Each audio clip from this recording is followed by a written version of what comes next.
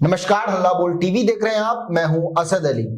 भाई वीरेंद्र ने, राजद के नेता भाई वीरेंद्र ने आज विधानसभा सत्र के पहले ही दिन एनडीए के खिलाफ बम फोड़ दिया है और कहा है कि शंभू गर्ल्स हॉस्टल मामले में एनडीए के बड़े बड़े नेताओं के बेटे और परिवार के सदस्य शामिल हैं। इसीलिए सरकार इस मामले में लीपापोती कर रही है और इसीलिए सीबीआई को ये जांच सौंपी गई है। आइए इस पूरे मामले को विस्तार से समझते हैं हल्ला बोल टीवी के संपादक दीपक शर्मा से। देखिए, भाई वीरेंद्र ने जो कहा है उससे यह समझ में आ रहा है कि बिहार विधानसभा का जो बजट सत्र है उसमें शंभू गर्ल्स हॉस्टल मामले को लेकर हंगामा किस तरह होगा। आज राज्यपाल का अभिभाषण हुआ, अब विधानसभा में बजट पेश होगा कल, और इस दौरान शंभू गर्ल्स हॉस्टल को लेकर बवाल तय है। भाई वीरेंद्र ने इसके संकेत दे दिए हैं। भाई वीरेंद्र ने बड़ा आरोप लगा दिया है सरकार पर।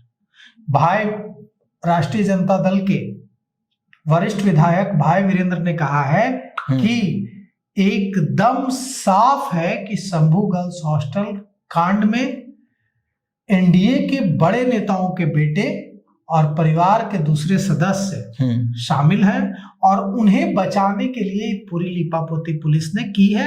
और जब हल्ला मचा, हंगामा मचा, लोगों ने विरोध किया, बिहार की आम जनता खड़ी हो गई, तो और लीपापोती अच्छे तरीके से हो, इसके लिए मामले को सीबीआई को सौंप दिया गया जी।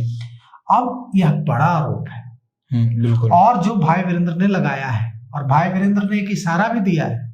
इशारा यह दिया है कि देखिए, आप लोगों को लग रहा होगा कि हमारी संख्या कम है, हमारी संख्या 25 है विधायकों की, इसलिए हम उतनी जोर शोर से अपनी बात नहीं उठा पाएंगे, जनता के मुद्दे नहीं उठा पाएंगे। तो आप एकदम गलत हैं जी। याद कीजिए 2010 जब हमारे विधायकों की संख्या 25 भी नहीं थी, हमारे विधायकों की संख्या 22 थी, तब हमने पानी पिला दिया था, 22 विधायकों के रहते ही पानी पिला दिया था नीतीश कुमार सरकार को।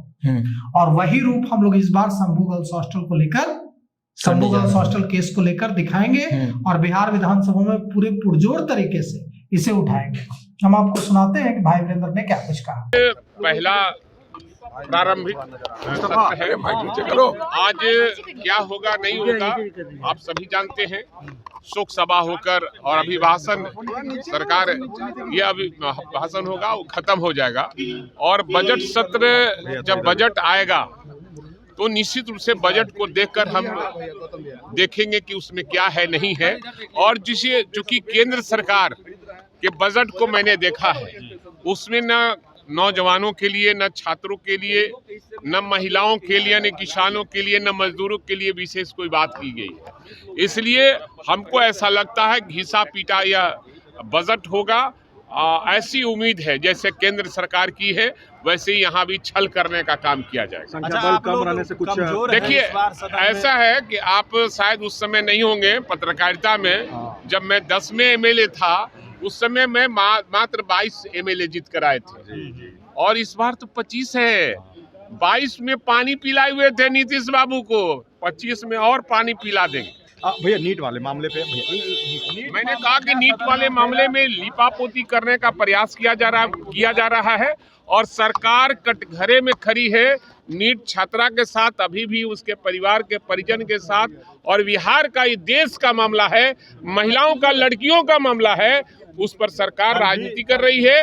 और निश्चित रूप से ये सरकार लीपापोती कर रही इसलिए कि एनडीए के बेटा और परिवार उसमें शामिल है, इसीलिए लीपापोती। सीबीआई को दे दिया गया। अरे सीबीआई का मतलब क्या होता है? आप समझते हैं कि लीपापोती करने का प्रयास किया गया? समर्थन करता हूं, और जो छात्र आंदोलन कर रहे हैं इसको और आंदोलन को तेज करें, हम उनके साथ खड़े, हमारी पार्टी उनके साथ खड़ी। वो इलेक्ट्रॉनिक मीडिया, आप लोग से मेरा गुजारिश होगा कि बिहार में जिस तरह से नीट छात्रा के साथ घटना घटित है, ये आप इसको निश्चित रूप से हाईलाइट करने का काम कीजिए। और जो लोग, चाहे एनडीए के लोग हो, चाहे कोई भी लोग हो, उसमें शामिल हो, उस पर निश्चित रूप से उसे फांसी की सजा मिलनी चाहिए। अगर ये सजा नहीं मिलेगी तो हमारे बहू बेटी के साथ, आपके बहू बेटी के साथ ऐसा ही होगा जो ये नीट छात्रा के साथ कल उनको चोट लगा है तो कहा जा रहा है कि फिर से वो सदन नहीं आएंगे। बीजेपी के नेता कह रहे हैं कि फिर से चोट लग गया, एक नया बहाना। मान लिया कि मेरी तबीयत खराब हो जाए, अगर हम सदन ना आवे तो ये बहाना नहीं है। उनको सही माने में चोट लगी है और मैंने अपने आंखों से देखा है।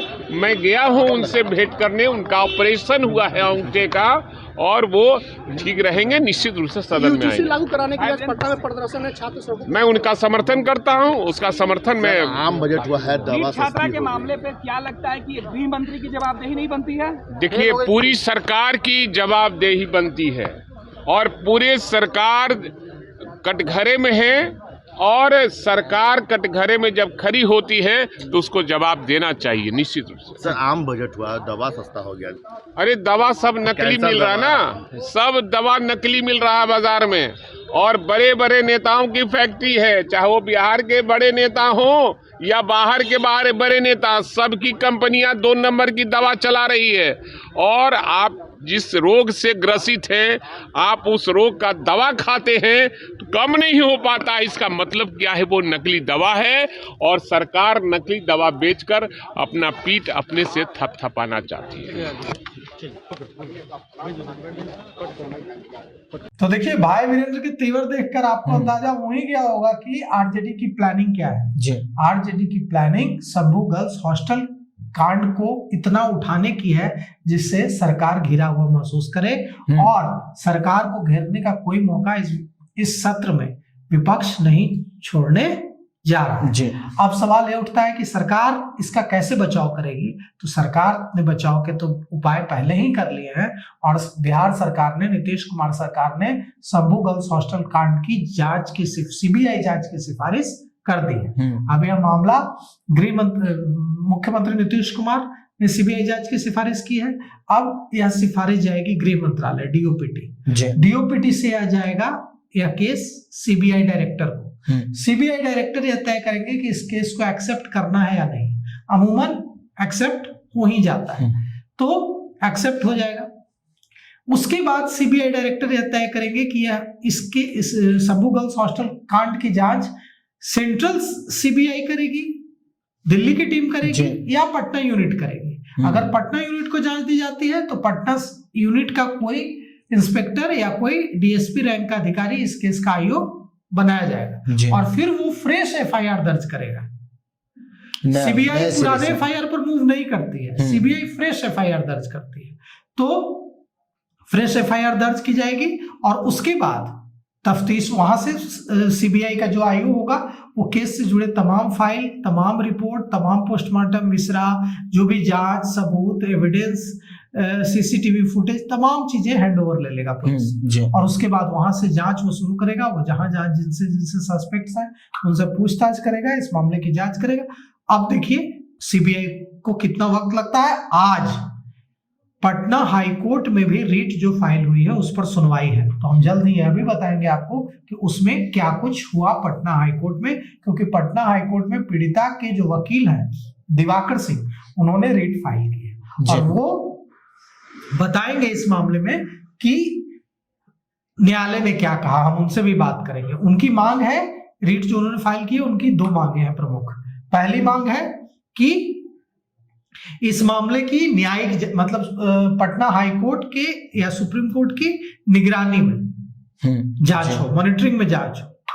और दूसरी मांग यह है कि पीड़ित परिवार को सुरक्षा दी जाए। तो देखिए पटना हाई कोर्ट इस मामले पर आज क्या कहता है। जी, तो सुना आपने किस तरह से नीट छात्रा मामले को लेकर भाई वीरेंद्र ने एनडीए पर सख्त आरोप लगाया है और कहा है कि एनडीए के बड़े बड़े नेताओं के बेटे इस मामले में शामिल है। तो इस पूरे मामले पर आपकी क्या राय है? अपनी राय कमेंट बॉक्स में जरूर दीजिए। तो फिलहाल इस पेशकश में इतना ही। आए की खबरों के लिए बने रहे हल्ला बोल टीवी के साथ। धन्यवाद।